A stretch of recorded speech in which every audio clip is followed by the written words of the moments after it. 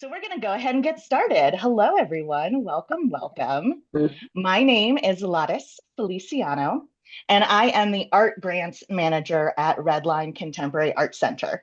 RedLine is proud and excited to be the administrator of Arts and Society, a statewide grant, which we are going to go deep into today.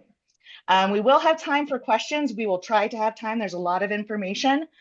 So I do encourage folks to take notes, and if you have questions, shoot them in the chat.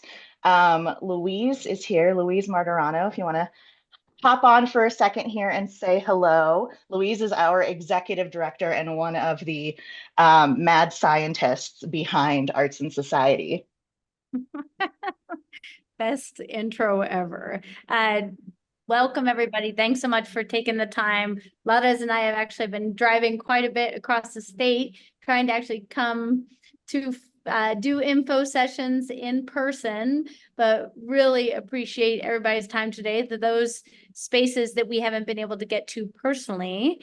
So hope this is useful as well. And yeah, I will be managing the chat, so feel free to throw anything your heart desires in there, and we will try to answer it in real time, as well as kind of level it up for conversation depending upon the question. But yeah, happy first good afternoon. Thanks, Louise. All right, everyone, we're going to get into it. So what is Arts and Society? Arts and Society is a collaborative grant-making program that fosters cross-sector work through the arts. And we'll talk a little bit more in depth about what we mean when we say cross-sector. The grant is administered by RedLine, and it is funded by a cohort of Colorado foundations and government agencies. And this cohort, this collaborative, it's a really beautiful kind of mirror to the kinds of projects that we like to fund. Really looking at collaboration and the beauty that happens when institutions and organizations, individuals, community members with different skills and resources come together and make magic happen. So right here we have half of our partners: Bonfils Stanton Foundation, Colorado Creative Industries, Denver Arts and Venues, and then the Colorado Health Foundation. And then, of course, RedLine is the administrator. And we have a wonderful growing group of funders, which includes B. Vredenberg Foundation, Chapman Foundation, Edmondson, and then L. Pomar Foundation. And then Louise, do you want to jump in and share our new addition? And actually, I think Herman maybe be hopefully joining us today, but the team at the foundation is actually brand new to this cohort of the Pie Peaks region. So Herman, welcome to the funders group. And if you are on right now, feel free to say hello, or just obviously welcome to the Colorado Springs Pike Peak region cohort of foundations that are making this possible.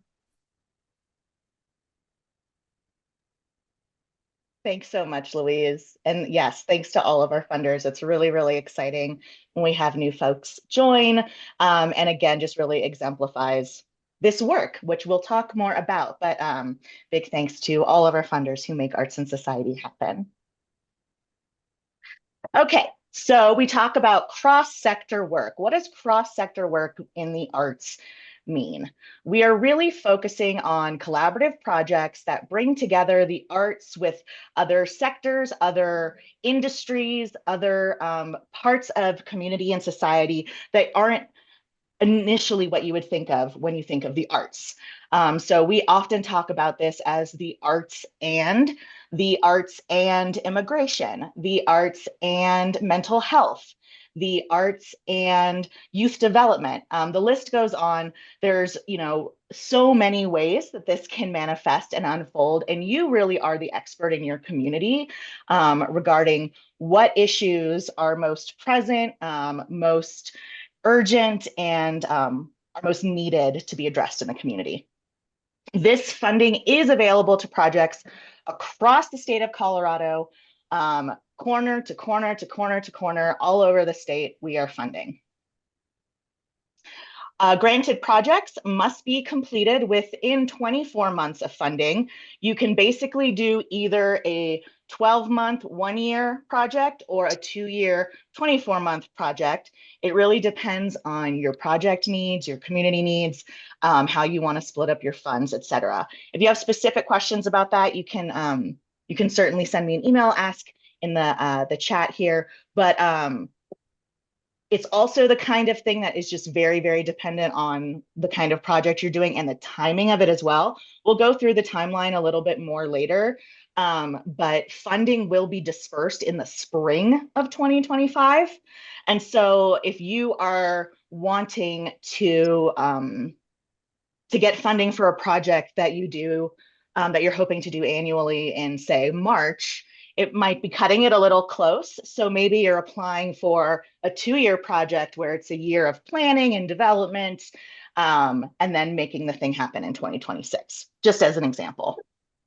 And I did just want to add this range of grantees per year has gone up based on the funding collaborative going up. So in addition to the kind of trying to come to different geographic locations to meet with grantees, we also are trying to always increase the funding pool so there are more grant dollars available statewide. So this per year average has increased. The one thing I didn't update. No. I just wanted to, it's not too much more, but I still wanted to share. No, it's encouraging. It's very encouraging. So yes, before that was what our average was, but it's really, last year we funded what, 27 projects. So, we're hopeful that we'll see that continue to increase. That's what we want. All right, so when you get arts and society funding, what does that include? Arts and society funding is, of course, first and foremost funding. Grants range between $5,000 and $35,000. We do not require matching support. So this is a really exciting thing that we're really, really, kind of happy about and excited to share about arts and society, because oftentimes you get a great funding opportunity, but it is contingent on what else you're able to raise. And we support you continuing to raise funds and grow the pool, and we do not require that matching support. We also offer learning community meetings. These are really exciting gatherings where we get all of our grantees together, networking, professional development, time to hang out and gather. It's a really, really awesome time to see all of the work that's happening across the state and kind of see where you are in alignment with folks, maybe in a place you haven't even been yet. And it can really help kind of build your network and strengthen the work overall. We also offer evaluation support. We have an evaluation toolkit that we have developed that supports our grantees in surveying and reaching out to participants to get that feedback. And then we also offer marketing and communications support. So who is eligible for Arts and Society? Arts and Society is open to nonprofits and individuals. You do not need to be an arts organization, and you do not need to be a 501c3 organization. We encourage applications from non-arts organizations like human services groups, for example, or neighborhood organizations, healthcare organizations. The primary applicant must be from the state of Colorado. So whoever is the primary person applying for the grant, they must be a resident of Colorado residing here in the state. Now, we do see sometimes partnerships with folks in other states. We've actually been seeing a lot of really awesome growth in like regional collaboration, like around the Southwest. And so we really love to see that work. We just want to make sure that the primary applicant is in Colorado and that the majority of the work, the impact of the project is happening in Colorado. The work is benefiting Coloradans. Again, organizations, individuals, schools, government agencies, pretty much anyone is eligible to apply, which is part of why this is such an exciting opportunity.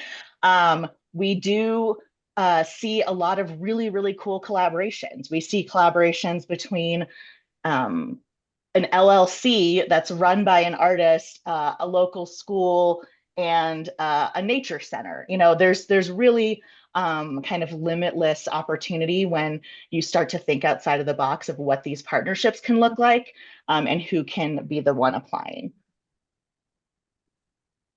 Again, we are looking for projects that demonstrate a high level of collaboration. This is between artists and organizations, institutions, and community members. We want to see a really genuine and authentic collaboration.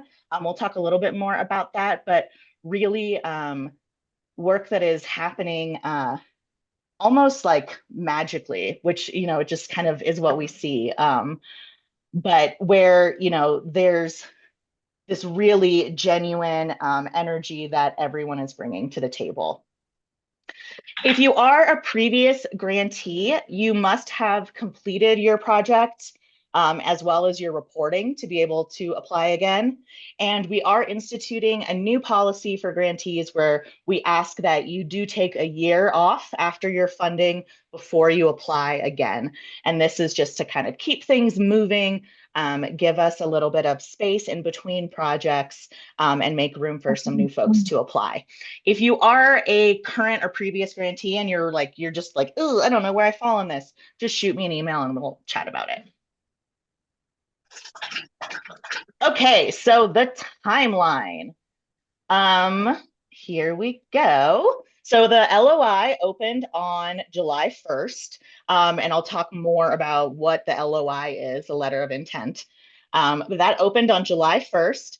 Here we are, August 5th, having our information session on Zoom. And then the deadline is September 6th at 11:59 p.m. And this is an important detail. It is basically like a Cinderella pumpkin situation. The application is donezo once the clock hits midnight. So I encourage folks to plan ahead. We often see a lot of folks submitting on that day, and we totally understand.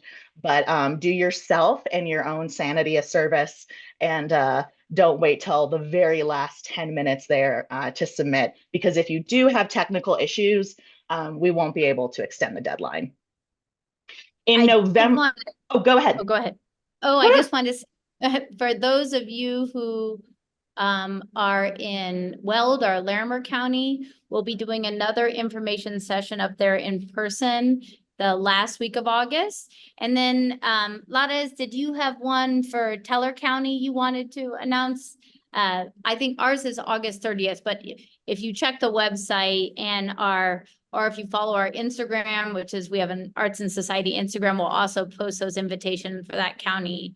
But yeah, you had one in Cripple Creek as well, I think, didn't you, Ladas? Okay. Yes, yeah. Yes. So I actually have a couple slides at the end with those dates on them. I know I should have added them to this one, and then I'll add yours as well to the website. Yeah, Louise and we're trying to get around and be in person as much as we can, in addition to the Zoom info session, just because we know how. Yeah, it's just great to talk to you. It's great to just talk to you and hear about your projects and give you feedback in person. So where did you say you'll be, Louise? Fort Collins. Okay, so awesome. I'll be at the Museum of I believe it's the Museum of Art in Fort Collins. Great. I will add this to the website, everyone. I will add that date. And then I also have Durango on there. I will be in Durango a week from today, so on August 12th. And then I will be in Cripple Creek, I want to say August 19th.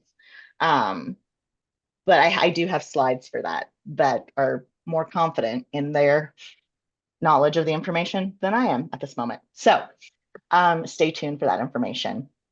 We'll go over the LOI and kind of what the process looks like a little bit more shortly here.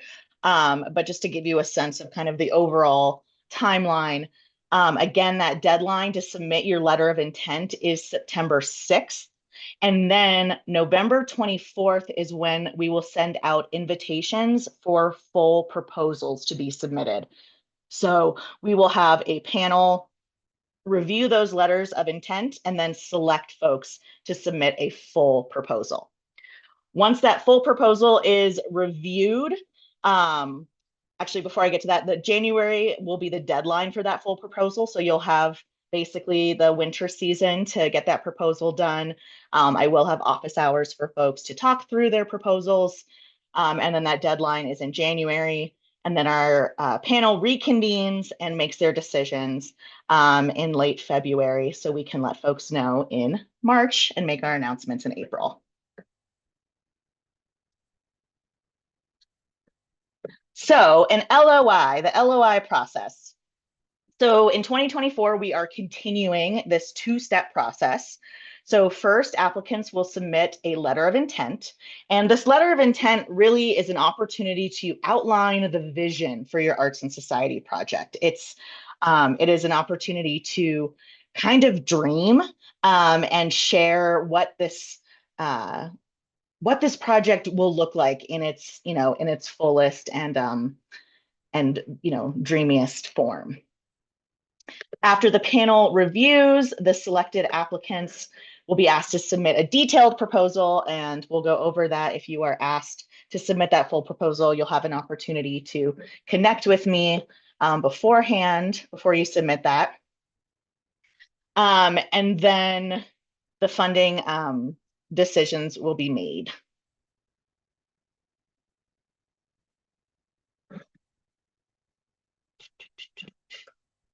Okay. So the review panel changes every year. And we really try our hardest to get folks from all over the state. We like to have a diverse community of experts, both across the arts and human services fields, and then all over the state. So you might have folks in reading your proposal who are in Grand Junction, or maybe they're in Trinidad. They may be really familiar with the work that you're doing, or they may have never ever heard of it. So it's a really wide set of folks who are looking at your letter of intent. And it's just an exciting time to have your work be seen by a lot of different folks, because we also have all of our funding partners on the panel for the review process as well. Okay, so the letter of intent, what does the LOI include? So the letter of intent, again, is really meant to be a very straightforward opportunity to share the vision for your project. We call it a letter of intent, but in the submittable application, it is broken up into a series of questions, which are listed here. So basically, through each of these questions, we're asking you to share this vision for your project. So first, really basic information: project title, requested amount, total project cost. We'll talk a little bit more about budget shortly here, but this is the only budget piece you do submit at this stage of the process. You are not required to submit a budget, but we do ask that you tell us what you're asking for, right? How much are you asking for? And then is there a total project cost that's different than that requested amount? Maybe you have a project you're working on that's $75,000 budget, and the max you can ask for arts and society is 35. So that's where you would indicate that. Project dates, start and end. These are things that, we know things might change, things flex and shift. This is, again, your vision. When is this going to happen? And then where is it happening? What Colorado counties will the project occur in? And then we want to know more about you and your project. We want to know about the city and the neighborhood. So aside from just listing where the project is happening, tell us more about this place. Where is it? Is this a particular neighborhood? Is there context that is important to include? Is this, is there something else to tell us beyond listing where it is? And then tell us about your project. What inspired the idea, and who are the artists and/or partners involved? You'll notice here we have word counts. So this is the place where we We do ask you to be as succinct as possible. Brevity is encouraged.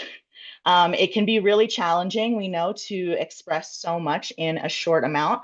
But it's also kind of a valuable challenge in that it encourages you to really get to the point.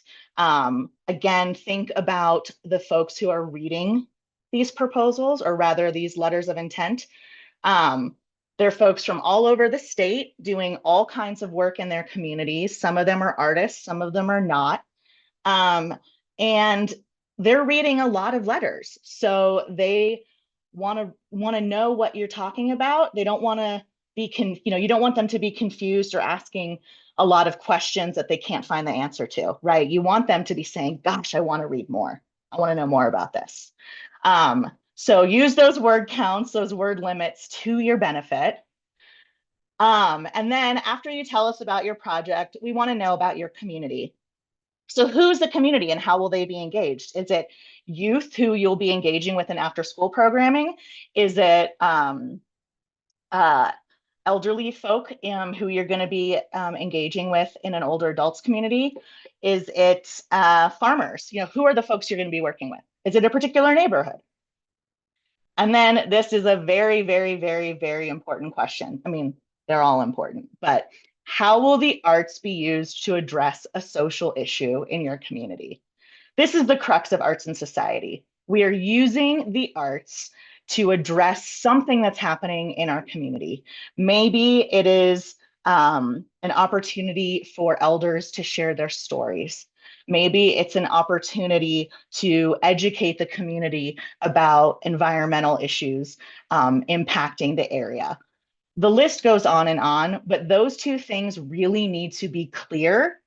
And that is really that's the crux of it. How will the arts be used to address a social issue?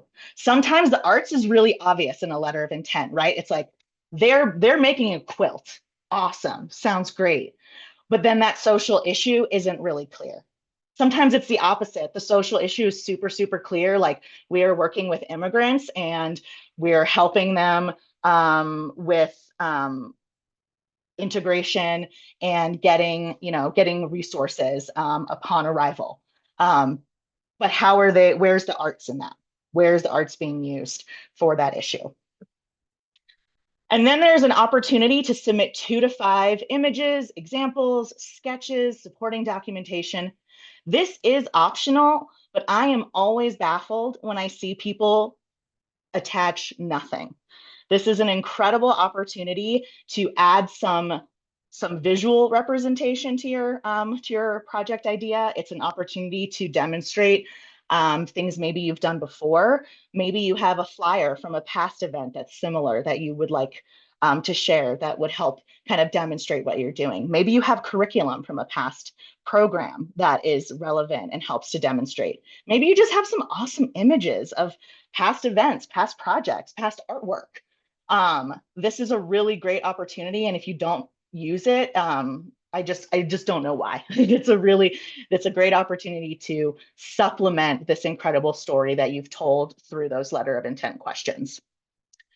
And then there is an option for links. So if you have a website for your organization, your project, your work, if you have video links, that's a place to add them. When it comes to adding links for any kind of video or audio content, you just want to be mindful that our panel are reading a lot of letters of intent. And so while they will definitely engage with the things you include in your letter of intent, they may not watch an entire 15-minute documentary.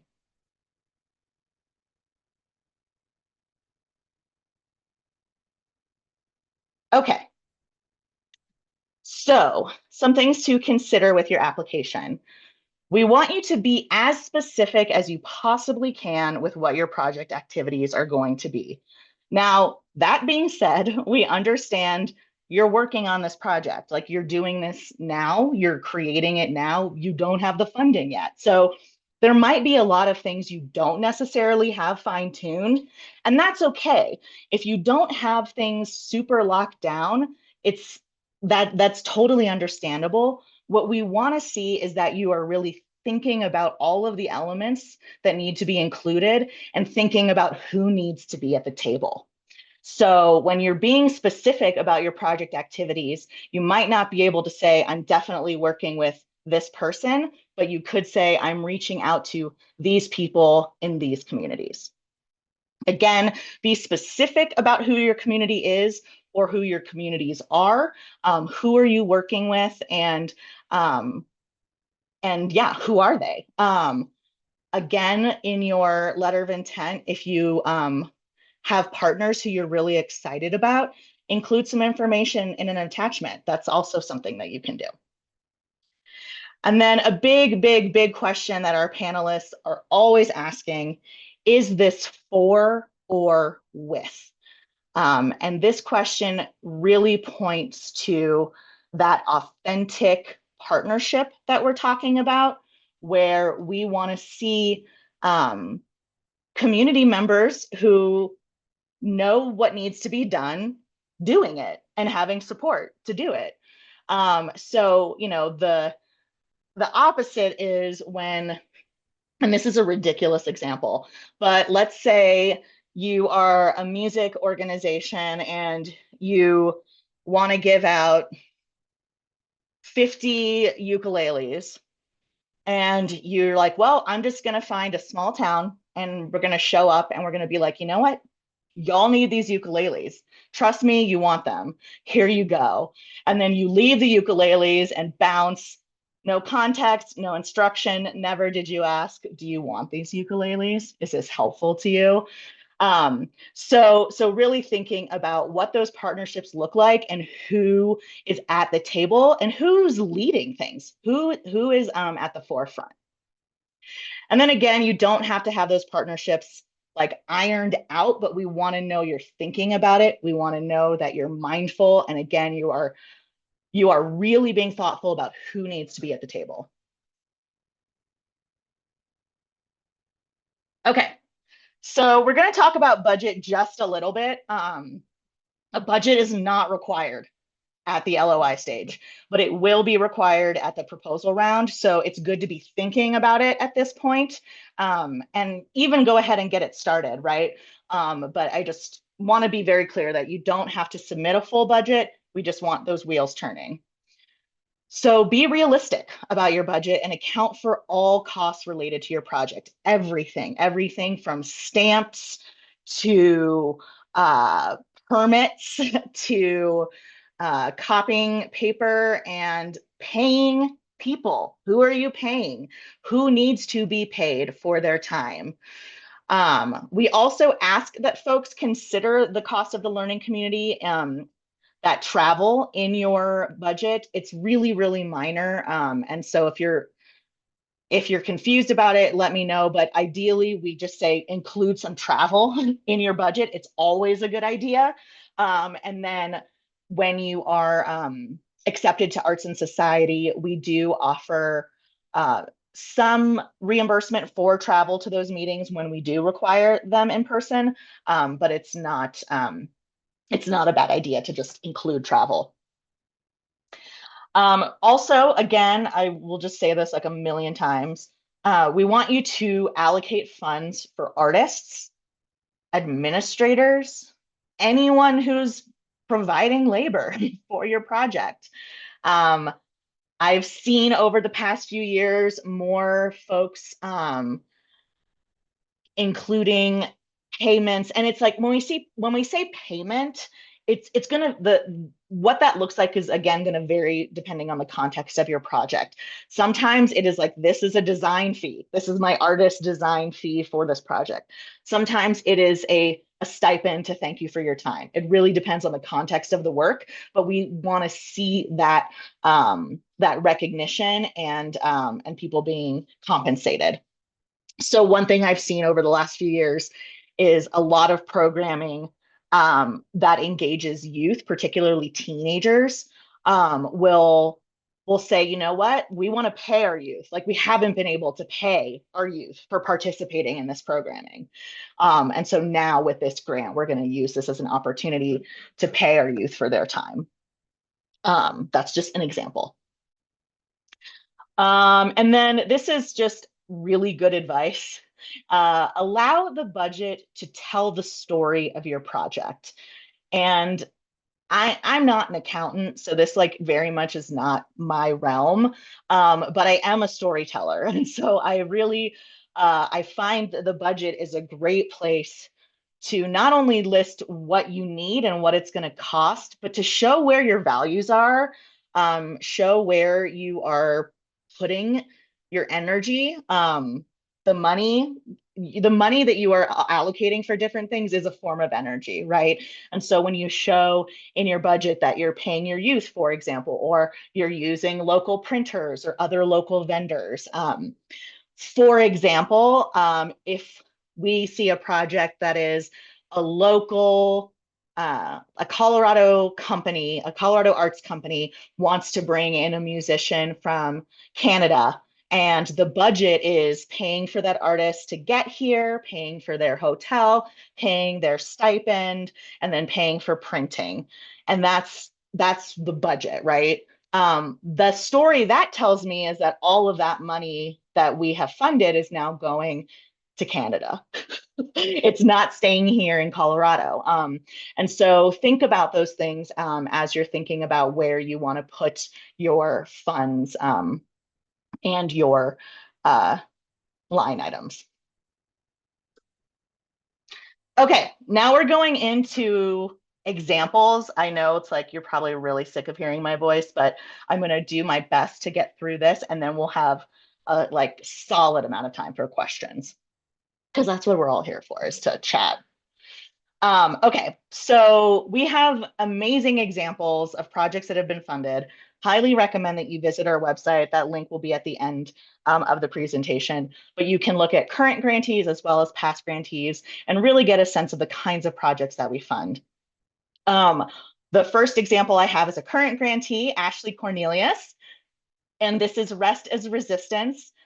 Rest as Resistance is a community nap inviting participants to rest, relax, and replenish in community through poetry, herbalism, and sound healing. And this was a sold out event that happened last month in Colorado Springs.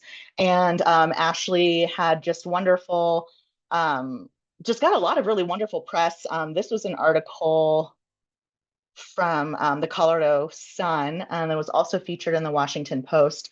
But a really, really lovely example of a variety of resources and skills and community expertise coming together to create space and address healing and community, the community need for rest, which I think we can all use. But this is a wonderful example. And if you don't know Ashley, definitely check her and her work out. She's wonderful. Another example is the clinic with Tara Reinders. And Tara is a repeat grantee. She's a really great example of kind of how the work has evolved over time and has continued to see funding through that growth. The clinic purpose is to bring a new culture of cure to Rose Medical Center through movement and dance, films, performance.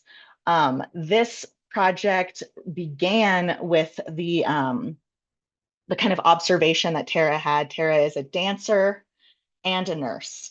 And through that juxtaposition of work, she observed this incredible issue of compassion fatigue and nurse burnout. And as a nurse and dancer, she saw this incredible opportunity to use dance and movement as a healing force. And so this first iteration of the project being funded by Arts and Society included a performance in the hospital, which was incredibly powerful. And the work has continued to evolve over time and see new forms. Another example is Just Us, and this is with Modus Theater. They've done several iterations of the Just Us Stories series, but this specific example is from the front lines of the criminal justice system.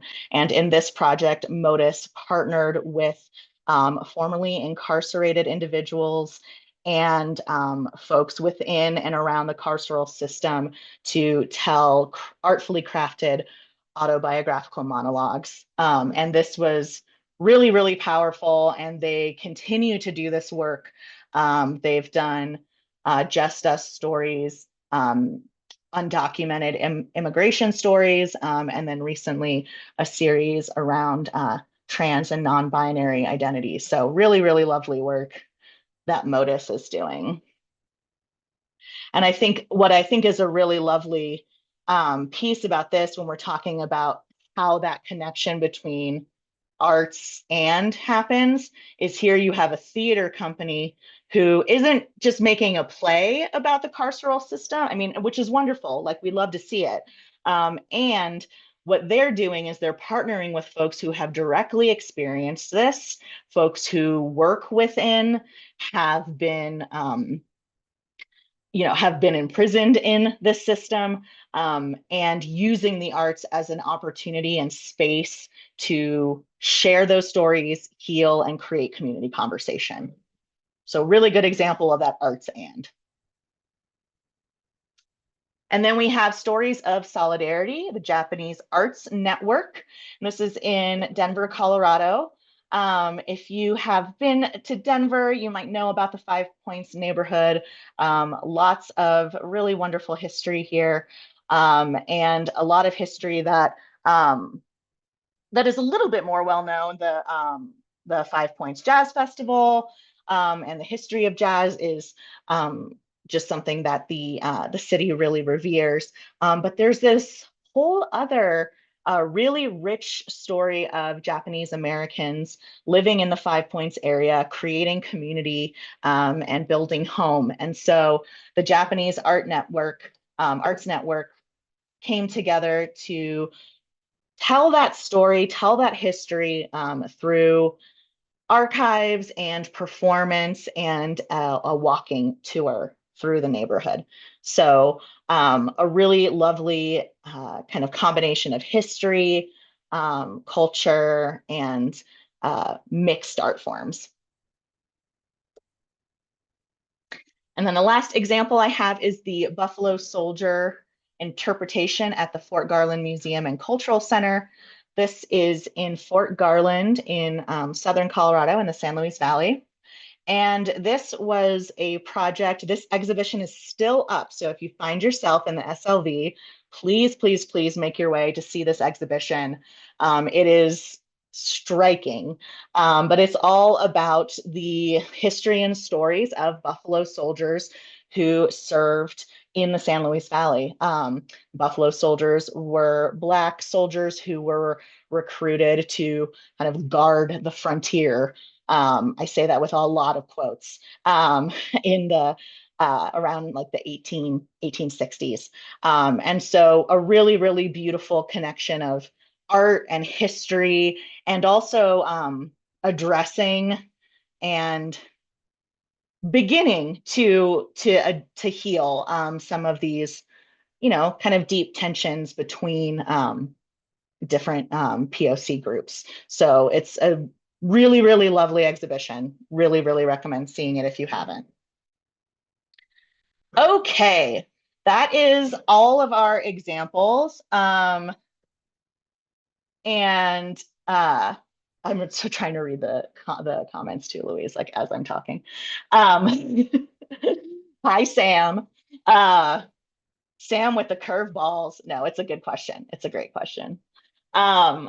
Before we jump into the questions, I just wanted to share that we have a couple more info sessions happening. I will be in Durango on August 12th at 5 p.m. at the Smiley Building. So excited to come to Durango. Y'all are wonderful. And the Durango Creative District has been an incredible partner in helping to spread the word about arts and society.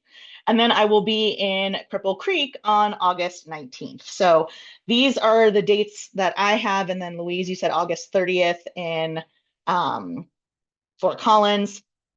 And I think that might be it for our in-person info sessions. I'm like working on cloning technology, but I don't know that I'll have it perfected before the month is up. But there will be opportunities to ask questions over email. I do have a few office hours available, but most of them have been scheduled. I will try to look at my calendar and open up some time for more of those office hours, but they just have gotten pretty filled quickly. Okay, we've got more examples on our website, so please, please go and learn about our awesome grantees and the work that they're doing. And then I will just leave this contact information up for a moment while we start to chat and address some questions. We've got about 15 minutes for some questions. So let's see, there's about 65 folks in the room. So maybe if we want to do hands, and then you can unmute yourself and ask a question if you'd like. And we are caught up on the thread, Lada. So those who have asked questions as we've gone along, we have been, but yeah, for new questions or follow up to existing questions, those are of course welcome.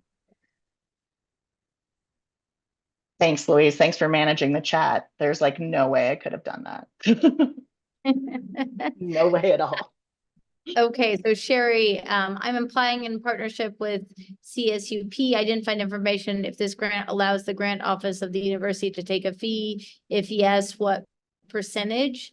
You know, I think with this particular funding, I think the cohort of funders want to know if that is something that is necessary. I think they want to see the funds going to the project costs. Oh, sorry, go ahead. Sorry to interrupt you, Louise, but we do have a policy. I don't remember off the top of my head what the percentage is, but essentially, I want to say it's 5% for facilities and, you know, whatever. There's every university or large institution has like a different language that they use for that. But to your question, Sherry, if you were awarded funding, the university would be able to take up to 5% of the grant for their administrative fees, and no more than that. And the way that it is structured, it is if an organization is has a budget of $500,000 or more. That's kind of the framework. So I'm assuming the university has a budget of $500,000 or more. All right, Alex raised their hand. Hi, Alex. Hi, I'm just curious in terms of the LOI, putting in links for like examples. Obviously, this project is still in the early development phase.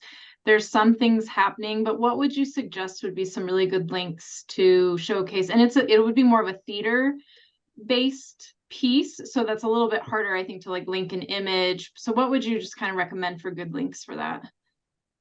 Sure. I mean, if your organization has a website, that's great to include. If you have a website from past productions, that might be relevant. Even a blog post about, you know, past productions or an article, you know, anything that that helps to paint that picture. Awesome. Thank you.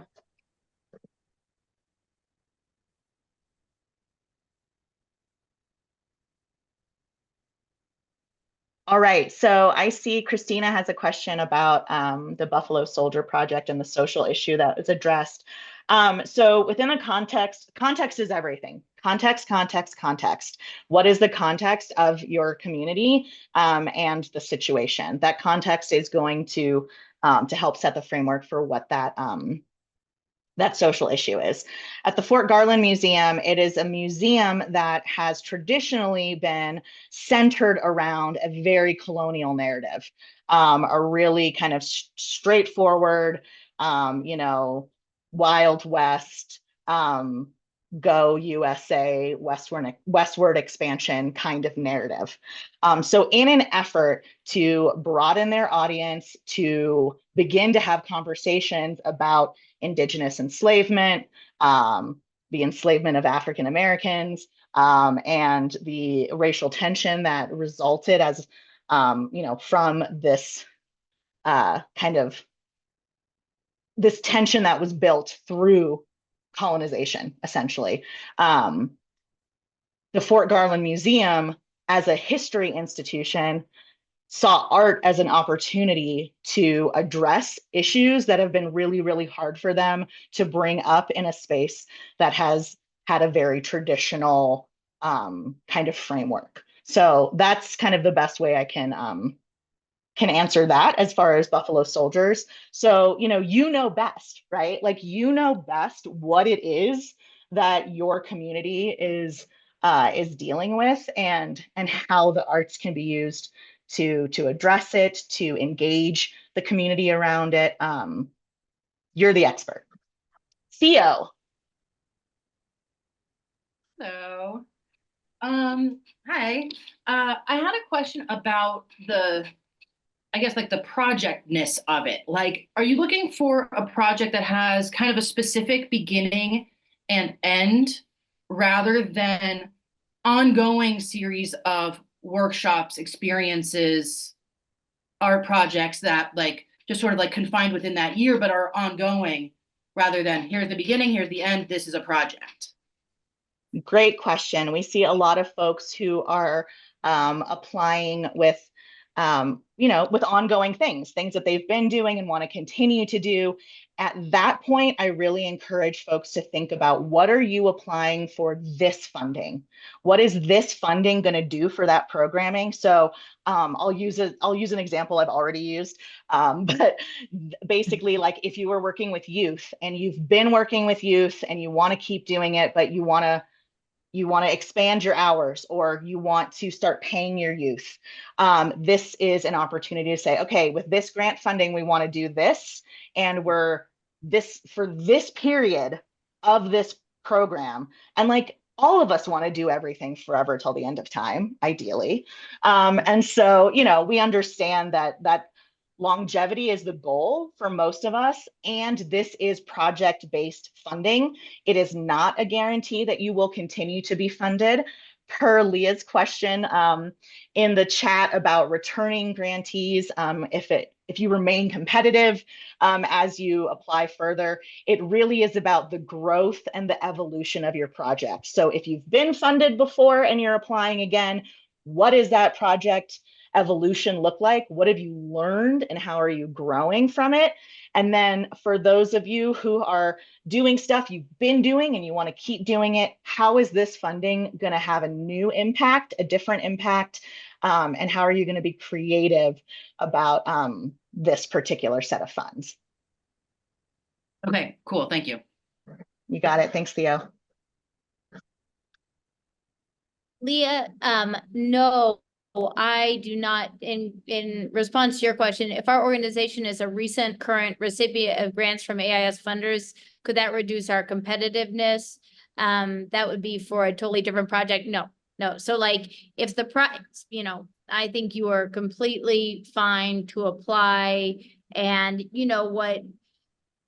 part of the reason why Ladas and I come to different communities to learn more about projects is so that we can speak better to your projects at the panel stage. But then also, when you're working in different ways, but maybe similarly or not similarly, the folks who may be in those communities and the funders who may be funding your projects can also speak more deeply to your work. So it's not a bad thing for you to have other projects in the works. It doesn't reduce your chances of receiving these funds.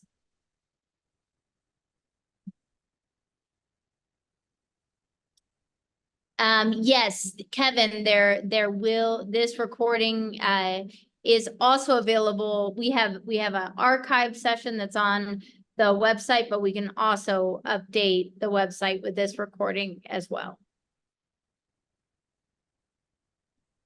Oh, you are muted, Ladas. Mark, you have your hand up. Thank you, Louise. Trying to read your lips to see if you were calling my name. Thank you.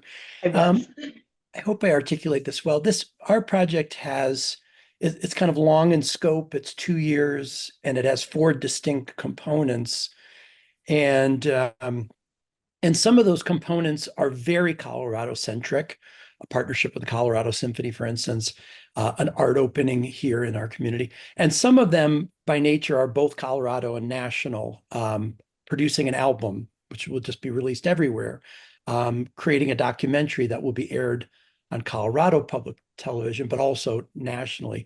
So how does positioning the money in the right bucket, where the good that's happening in Colorado and the money stays in Colorado, and the depth that it provides Colorado residents get balanced with the broader budget and the broader reach? Yeah, it's a great question. And this is a point in which I really encourage folks who have these larger scope projects that might be in the 6 figures, in terms of overall budget, to really kind of hone in on what this funding is going to serve. So 35,000 is the max. Maybe you have a piece of that project that is going to really benefit from 35 grand or 40, whatever that amount is. And I would really just encourage you to kind of focus in on that. With Arts and Society, again, the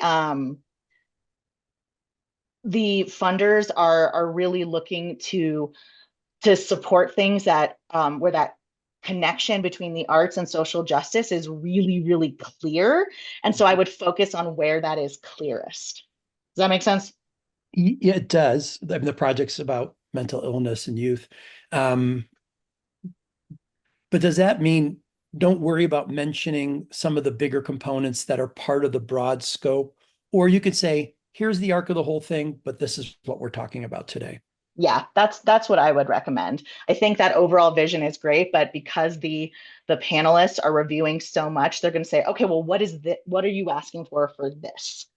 That was helpful. Thank you. Thanks, Mark. Gwen, to your question, if you're in the process of incorporating as a nonprofit, would it be more useful to apply as yourself, or as the nonprofit if you're planning to collaborate with a few other individuals from your company, but also include other partners and people from outside of my company as well? I think whatever tells the story the clearest as far as representing the cross-sector piece, arts and.